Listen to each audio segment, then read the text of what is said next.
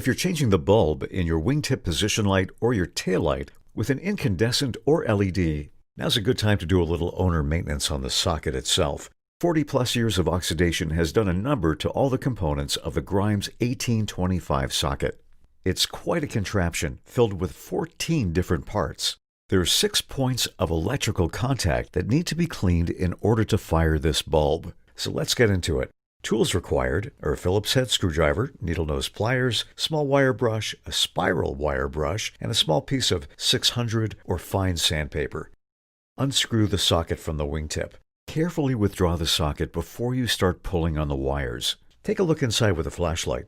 My wires were caught up on a nut plate, so be careful before you start yanking on them. We put on some approved anti-chafe to protect them going forward. You should have plenty of wire dangling out the hole to work with. So here's what's going on inside. Unscrew the end cap of the socket and gently pull everything out of the tube. See the copper plate? That's one of the culprits you need to clean thoroughly. There's a lot going on in there. Slide it all up the hot wire and set the socket aside. Start with the end cap. Get the brush in there and spin the cap against the brush so you don't abrade the wire. This is a critical point of connectivity, so clean it well down into the bottom corner, including the threads. Then hold the copper conductor plate that the ground wire is soldered to with the needle nose pliers. Progressively sand that until it's shiny on both sides. Then brush clean the threaded end of the socket and the top of the housing that the copper plate will contact with. Then clean the inside of the socket itself.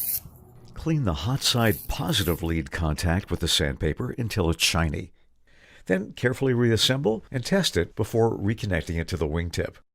The cheap and perhaps unapproved LED bulbs that you can get from Amazon and Spruce have offset bayonet heights, so it'll only twist onto the socket when they're aligned correctly. If you're choosing to use this at your own risk, mark it accordingly before reassembly to the wingtip. Many of these bulbs are not polarity specific, unlike our landing lights, so they seem to be plug and play in the Grummans.